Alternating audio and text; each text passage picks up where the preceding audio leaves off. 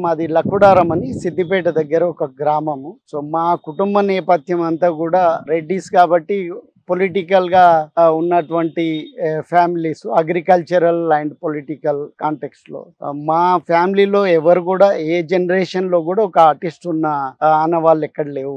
కానీ నేను నా చిన్నప్పటి జీవితం అంతా గ్రామీణ జీవితం కాబట్టి ఇక్కడ మట్టి, చెరువు మట్టితోటి ఆడుకోవడం, ఇసుకలో ఆడుకోవడం, ఆ ఇసుకల్లో అందరి పిల్లల్లాగా ఆడుకునే క్రమంలో నేను బొమ్మలు చేయడం అనేది నాకు ఒక ఇంట్రెస్ట్ అనేది క్రియేట్ అయింది. సో ఆ రకంగా అప్పట్లో దేంతో తయారు చేసేవాళ్ళు బొమ్మలు మీరు? మామూలుగా ఈ విలేజ్ లో చొప్ప అంటే మొక్కజొన్న కర్రలు, పచ్చజొన్న కర్రలు, సో వాటిని ఇప్పితే లోపల ఒక బెండ్ లాంటి ఇది వచ్చేది. సో దాంతో కూడా వెహికల్స్ తయారు చేయడం, మట్టితో ఎడ్లు, ఆవులు, సో ఈ రకంగా చేయడం. ఇసుక తడిగా ఉన్నప్పుడు మామూలుగా పిట్టగుళ్ళు కట్టడం అనేది వెరీ కామన్.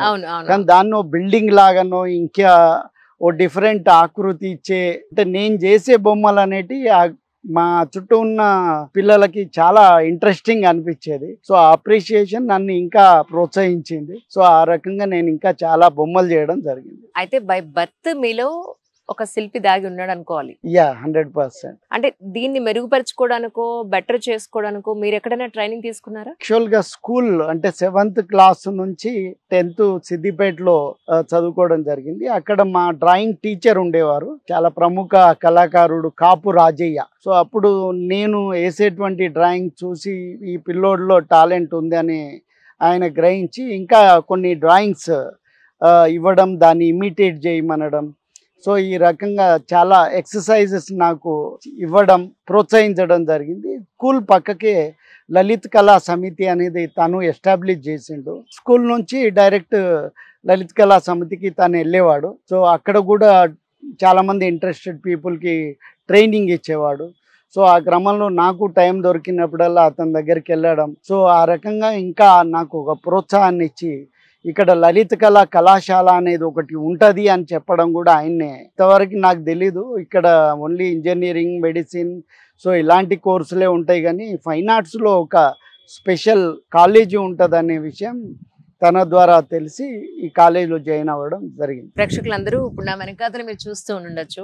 మనం ఇటు అటు వెళ్ళేటప్పుడు చాలా సార్లు మీరు చూసే ఉండొచ్చు. ఇంత పెద్ద స్తూపాన్ని నిర్మించిన శిల్పి ఈయన. దీని గురించి తెలుసుకోవడానికి ముందు యాక్చువల్లీ మీరు ఫస్ట్ చేసిన ప్రాజెక్ట్ ఏదండి? చాలా స్కల్ప్చర్లు చేయడం జరిగింది. 2008లో నేను మొట్టమొదటిసారి జర్మనీ నుంచి ఇక్కడ షిఫ్ట్ కావడం జరిగింది. ఆ క్రమంలో చాలామంది ఆర్టిస్టులు పెయింటింగ్ చేయడం, గ్యాలరీలో ఎగ్జిబిట్ చేయడం చూసి ఆ కాంపిటీషన్లో నేను పోదలుచుకోలేదు. సో కొత్త రకమైన ఒరవడి తీసుకురావాలనే ప్రయత్నంలో భాగంగా అప్పుడే ఐటీ ఇండస్ట్రీ అనేది డెవలప్ అవుతూ ఆ ఫైనాన్స్ సిటీ, ఐఎస్బి కన్స్ట్రక్ట్ అయింది అప్పుడప్పుడే. సో ఆ ప్రాంతం అంతా కూడా ఒక ఎడారిలా ఉండేటువంటి దశలో సో నేను క్యాన్బే అనే కంపెనీ వారు నన్ను అప్రోచ్ అయ్యి ఒక 29 feet స్టీల్ స్కల్ప్చర్ ఒకటి చేయించడం జరిగింది. అది vision to new technology. So అంటే ఈ ప్రాంతం అంతా ఐటీ సెక్టర్లో రాబోతుంది అని సింబాలిక్గా ఒక కన్ను లాంటి ఆబ్స్ట్రాక్ట్ స్కల్ప్చరు సో 29 feet చేయడం జరిగింది. అది విప్రో సర్కిల్, ఇప్పుడు దాన్ని విప్రో సర్కిల్ అంటారు, అప్పుడు క్యాన్బే సర్కిల్ అనేవారు. సో అక్కడ నేను మొట్టమొదటిసారి 2007లో దాన్ని చేశాను. సో ఆ తర్వాత నేను చాలా స్కల్ప్చర్లు, ఇంటర్నేషనల్ ఎయిర్పోర్ట్, జిఎంఆర్ ఎయిర్పోర్ట్కి నేను ఆర్ట్ కన్సల్టెంట్, అది కూడా 2007-8 ప్రాంతంలోనే. సో ఆ తర్వాత Park Hyatt, Novotel, Haritha plaza, so చాలా IT companies, industries. But Telangana TIF, Telangana industrialist federation అని, సో ఒక 550 acres ల్యాండ్ ఇండస్ట్రియల్ పార్క్ గండి మల్కాపూర్ గ్రామంలో. సో అక్కడ కూడా నేను చాలా పెద్ద మ్యూరల్స్, స్కల్ప్చర్స్ చేయడం జరిగింది. మీరు జర్మనీ నుంచి ఇక్కడికి ఎందుకు వచ్చేసారు? యాక్చువల్గా రావడానికి కారణం ఏమిటి?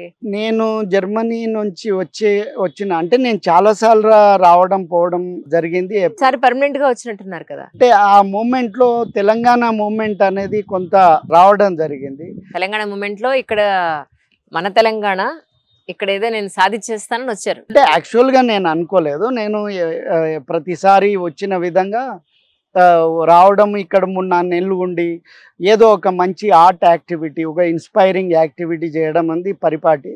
సో ఎగ్జిబిషన్, నా సొంత ఎగ్జిబిషన్ కావచ్చు, లేదా ఒక నలుగురు ఆర్టిస్టులతో ఒక ఇన్నోవేటివ్ ఆర్ట్ ఎగ్జిబిషన్ ఆర్గనైజ్డ్ ఇలాంటి కామన్గా చేసేవాడిని. కానీ అప్పుడు నేను వచ్చినప్పుడు ఈ తెలంగాణ మూమెంట్ అనేది ప్రారంభమైనటువంటి దశ.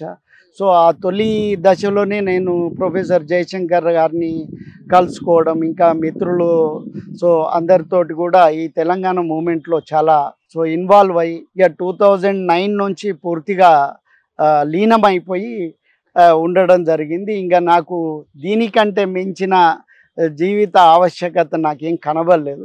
సో అందుకని తెలంగాణ మూమెంట్లో నా వంతు భాగం, సో నా వంతు కృషి నేను చేయాలనే తాపత్రయంతో సో నేను చాలా పోస్టర్లు, అంటే తెలంగాణ అవసరానికి అవసరమయ్యే అన్ని రకాల కళాకృతుల్ని నేను చేయడం జరిగింది. జేఏసీ కూడా మొదటి నుంచి చివరి వరకు చాలా పోస్టర్లు ఇంపార్టెంట్, అంటే చారిత్రాత్మకంగా ఈరోజు అవి చారిత్రాత్మక ఘట్టాలు.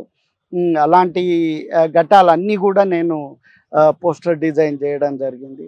పోస్టర్లు ఒకటే కాదు, బుక్ కవర్ డిజైన్స్ కావచ్చు, ఆర్ట్ క్యాంప్స్ ఆర్గనైజేషన్, అంటే ఉద్యమ అవసరంలో అది కూడా ఒక చాలా ఇంపార్టెంట్ పాత్ర వహిస్తుందని కొందరు కళాకారుల్ని నేను హైదరాబాద్ నుంచి మొబిలైజ్ చేసి కరీంనగర్, నల్గొండ, సిద్దిపేట, సో డిఫరెంట్ జిల్లాలకు, నిజామాబాదు, సో అక్కడికి ఒక బస్సుని నేనే ప్రొవైడ్ చేసి, సో నా మ్యాక్సిమం నా సొంత ఖర్చులతోటే ఆర్టిస్టులను అక్కడికి తీసుకెళ్ళి క్యాంపులు పెట్టించి, సో మీడియాని పిలిచి, సో తెలంగాణ ఆవశ్యకతని కళ ద్వారా ప్రజలకి ఎక్స్ప్లెయిన్ చేసే విధంగా నేను ఇక్కడ చేయడం జరిగింది అన్నట్టు. అంటే తెలంగాణ తల్లి మీరే ఈ వర్క్ చేయాలి అని చెప్పని మిమ్మల్ని కనుక్కుని ప్రభుత్వం మీ దగ్గరికి వచ్చిందా అప్పట్లో, లేదంటే మిమ్మల్ని ఎవరన్నా తీసుకెళ్లి వారికి పరిచయం చేయడం జరిగిందా? ఎలా జరిగిందండి? అంటే మీరు అనేది గత ప్రభుత్వం, రేవంత్ రెడ్డి గారు వచ్చిన తర్వాత జరిగిన తెలంగాణ తల్లి, అది నూతన తెలంగాణ తల్లి, దాంట్లో నా పాత్ర ఉంది.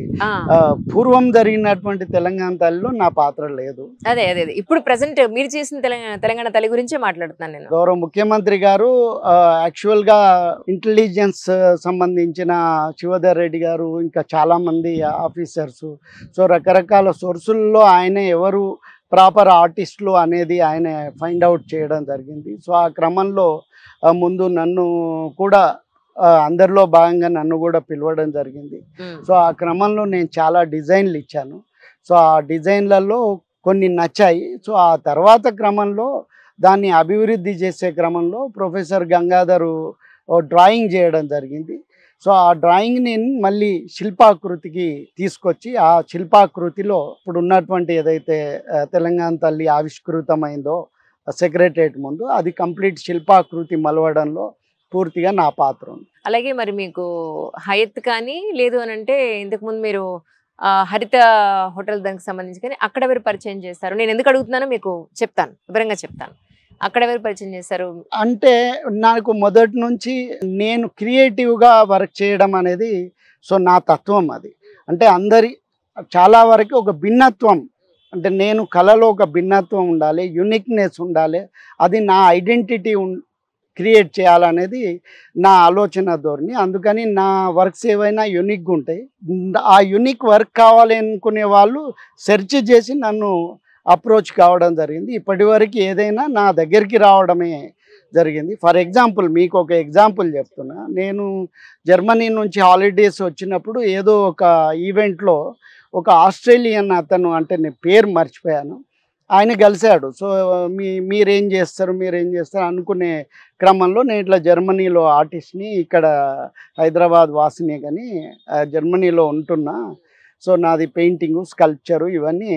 సో ఆయన ఇంట్రెస్టింగ్గా ఫీల్ అయ్యి మా కన్వర్జేషన్లో ఈయన దగ్గర ఏదో ఒక డిఫరెన్స్ ఉంది అనే ఉద్దేశంతో నేను ఇట్లా ఇప్పుడు కట్టబోయే ఇంటర్నేషనల్ జిఎంఆర్ ఎయిర్పోర్ట్కి ప్రాజెక్ట్ మేనేజర్ నేను. సో మీరు ఒకసారి నాకు వచ్చి కలుస్తారా సైట్లో అన్నారు. సో నేను వెళ్ళింటి ఒక వారం 10 రోజుల తర్వాత. అక్కడ అప్పటికి కంప్లీట్ డిజర్ట్, అంటే అక్కడ ఉన్న పెద్ద పెద్ద రాళ్ళని ముక్కలు ముక్కలు కట్ చేసి కొన్ని వేల ఎకరాలు ఓన్లీ ఆ రాళ్ళ ల్యాండ్స్కేపే, అదొక మరో ప్రపంచంలా అనిపించేది. ల్యాండ్స్కేప్ కూడా చేస్తారండి? Yeah definitely. అంటే ఈ ప్రాజెక్ట్ రిలేటెడ్ ల్యాండ్స్కేప్ చేస్తా, సెపరేట్ ల్యాండ్స్కేప్ అనేది నేను దాంట్లో కావాల్సిన కళాత్మకమైనటువంటి ప్రయోగాలు అవి నేను చేస్తాను. అయితే అతను నన్ను పిలిచి సో ఆ రకంగా నాకు ఒక ప్రపోజల్ ఇవ్వమన్నాడు. సో డిస్కషన్ జరిగింది. ఆ డిస్కషన్ తర్వాత నేను ఒక 20 పేజీల ప్రపోజల్ ఇచ్చిన. సో మళ్ళీ ఆర్కిటెక్ట్లు అందరినీ కూర్చోబెట్టి ఒక 14 మంది ఆర్కిటెక్ట్లు, ఇంటర్నేషనల్ ఆర్కిటెక్ట్స్, ఒక ఫ్రాన్స్, స్పెయిన్, సో చైనా, ఎన్నో దేశాల నుంచి ఉన్నారు ఇక్కడ మన ప్రాజెక్ట్ ఎయిర్పోర్ట్లో. చాలామంది ఆర్కిటెక్ట్లు వర్క్ చేయడం జరిగింది, వివిధ దేశాల వాళ్ళు. సో వాళ్ళతో ఒక మీటింగ్ పెట్టి ఒక డిస్కషన్ ఏర్పాటు జరిగింది. అప్పుడు వాళ్ళు నాతోటి చేసిన కన్వర్జేషన్లో definitely we need Ramana Reddy services అని చెప్పి సో నన్ను ఆర్ట్ కన్సల్టెంట్గా వాళ్ళు తీసుకోవడం జరిగింది.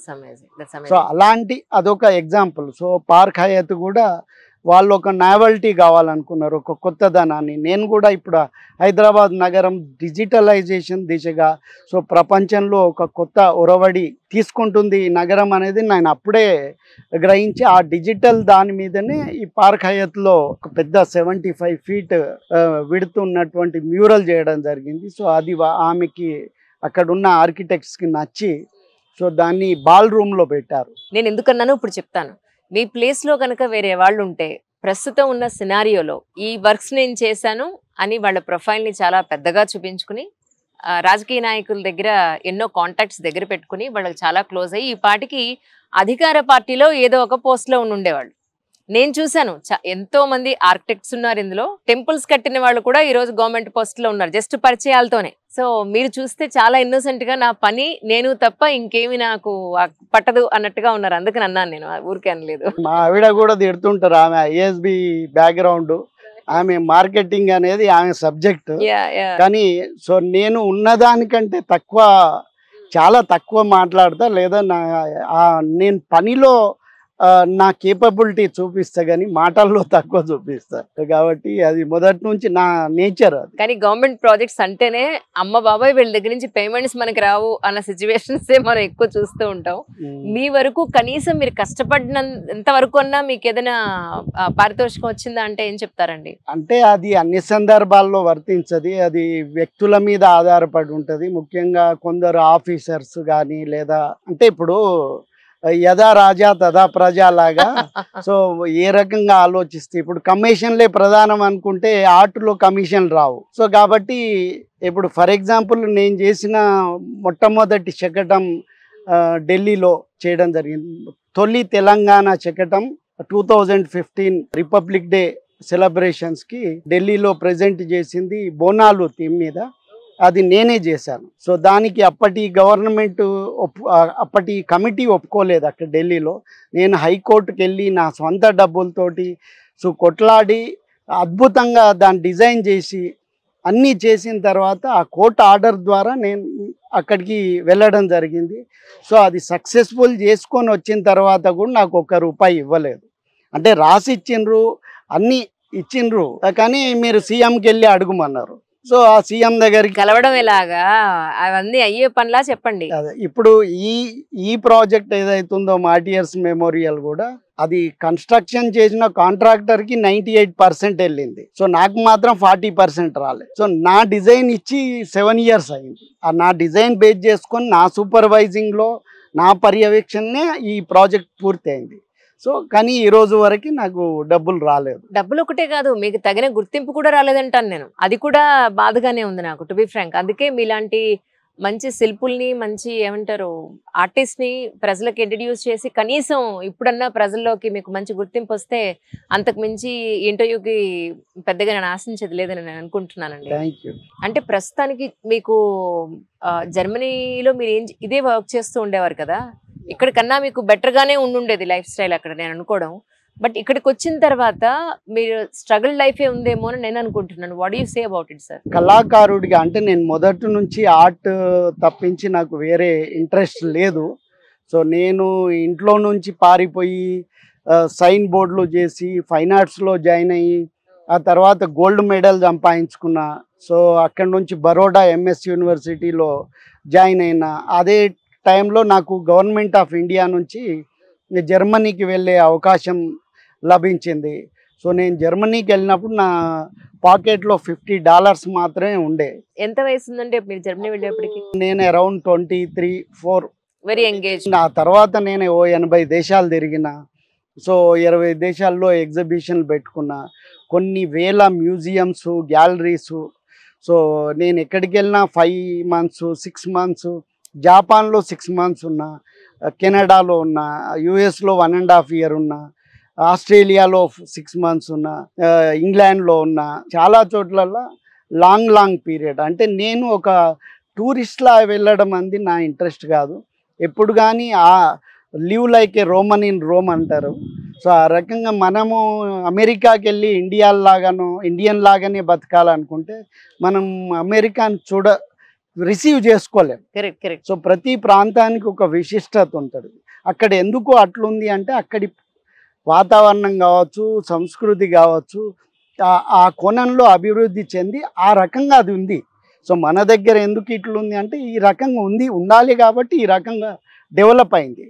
సో అది చరిత్ర అనేది ఒక్కో ప్రాంతానికి ఒక్కో విశిష్టత కల్పించింది. ప్రకృతి కావచ్చు, వాతావరణం కావచ్చు, సంస్కృతి కావచ్చు. సో ఆ రకంగా సో నేను ఎప్పుడూ ఆ ప్రాంతానికి వెళ్ళి ఆ ప్రాంతవాసిగానే జీవించాలనే ఉద్దేశంతో నేను జపాన్కి వెళ్ళినా మళ్ళీ టూరిస్ట్ లాగా ఏదో ల్యాండ్స్కేపులు చూడడం, బీచ్లకు వెళ్ళడం ఎప్పుడు చేయలేదు.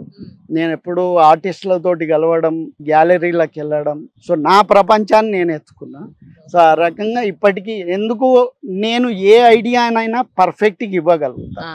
సో ఎవ్వరూ సాధించని, ఇవ్వలేనటువంటి ఆర్ట్ రిలేటెడ్ కాన్సెప్ట్స్ నేను సక్సెస్ఫుల్గా ఎందుకు ఇవ్వగలుగుతా అంటే నేను ఇన్ని సంవత్సరాలు నేను సంపాదించినటువంటి ఆస్తి అది.